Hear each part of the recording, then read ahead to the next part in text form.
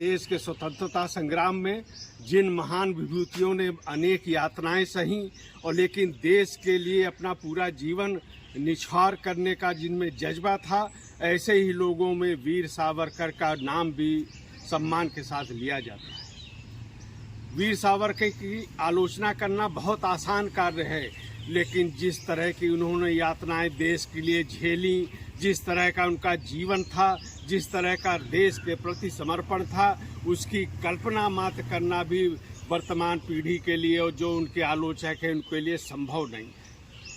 हमेशा उन्होंने राष्ट्र को सर्वोच्च माना, देश को स्वतंत्र कराने के लिए जितना उनसे संभव था वो उन्होंने किया, और जो उन्होंने यातनाएं झेली हैं वो निश्चित ही उसकी कल्पना करना भी आज के पीढ़ी के लिए मुश्किल है। 1904 में उन्होंने स्वतंत्रता संग्राम में एक तरह से भागीदारी शुरू कर दी। ब्रिटेन में एक संस्था की स्थापना की और इतना ही नहीं, उन्होंने बैरिस्टर की उपाधि लेने से इसलिए इनकार कर दिया था क्योंकि उसके पहले ब्रिटिश साम्राज्य के प्रति निष्ठा की शपथ लेनी थी। वीर सावरकर ने इनकार कर दिया और उन्होंने बैरिस्टर बनना स्वीकार नहीं किया। राष्ट्र के प्रति उनके प्रेम को दर्शाता है। 1910 में समुद्र तैर के फ्रांस पहुंचे थे, केवल इसलिए कि देश की आज़ादी को उन्हें अंतर्राष्ट्रीय स्तर पर, भारत के स्तर पर गतिशील रखना था।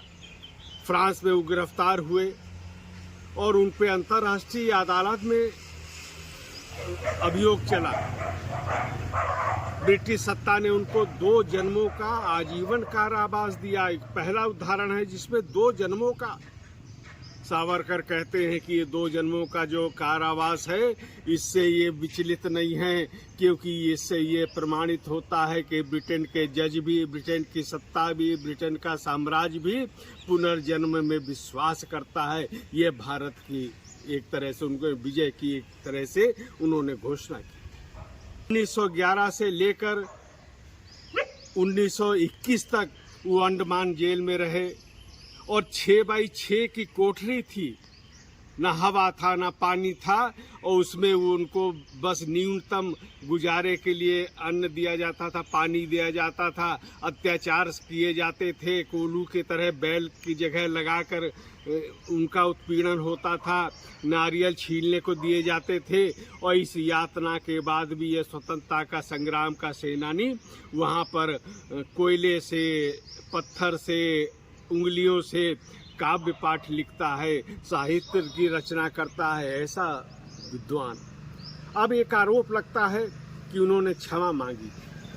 ये केवल अधूरी जानकारी जो जिनके पास है वही केवल इस तथ्य को उठाकर और उनको वीर सावरकर जी को की निंदा करते हैं। यह बात जो उन्होंने क्षमा याचना की बात की जाती है, वो उसका सुझाव महात्मा गांधी ने दिया था। महात्मा गांधी यंग इंडिया में लेख में वीर सावरकर की प्रशंसा करते हैं। उन्होंने वीर सावरकर से कहा कि ये जो ब्रिटिश साम्राज्य ने जो बंदी कैदियों के लिए दया का एक फरमान जारी किया है अपील करने का, उसका लाभ उठाना चाहिए। वीर सावरकर को ऐसा सुझाव देते थे। सरदार वल्लभ भाई पटेल भी इससे सहमत थे और इसका उन्होंने इसी के अनुरूप उन्होंने एक आवेदन दिया था कि वो देखना चाहते कि ब्रिटिश सत्ता जो कह रही है वो करती है कि नहीं है।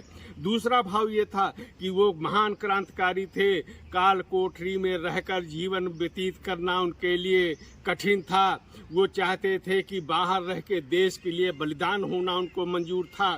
यह रास्ता उन्होंने चुना था। तो इस तरह की यातनाओं को झेलते झेलते वो आगे बढ़े।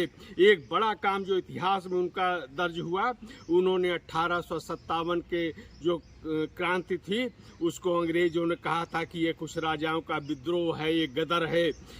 वीर सावरकर पहले व्यक्ति थे जिन्होंने कहा कि ये भारत का प्रथम स्वतंत्रता संग्राम था। और जब प्रथम स्वतंत्रता संग्राम कहा तो इस बात ने पूरे देश को एक तरह से संदेश देने का काम किया कि यह स्वतंत्रता संग्राम है जो शुरू हो चुका है और ये आगे भी निरंतर चलता रहेगा। हिंदुत्व की एक उदार अवधारणा वीर सावरकर ने दी है। तो इस प्रकार अगर वीर सावरकर को समझना है तो कल्पना करनी पड़ेगी 6x6 की कोठरी में अकेले रहने की, और कोलू की तरह बैल की जगह खुद लगने की। जब केवल कल्पना मात्र कर लेंगे तो उस दिन आपको वीर सावरकर महान दिखाई देने पड़े लगेंगे, महान देशभक्त के रूप में प्रतिष्ठित होंगे। आज उनकी जन्म जयंती पर उनके पुण्य स्मरण का अवसर भी है और नई पीढ़ी को तो निश्चित रूप से उनसे प्रेरणा लेने की आवश्यकता है। देश के प्रति समर्पण का भाव होना चाहिए, देश को सर्वोच्च मान के अपने जीवन को जीने की एक कला उनसे सीखने की आवश्यकता है।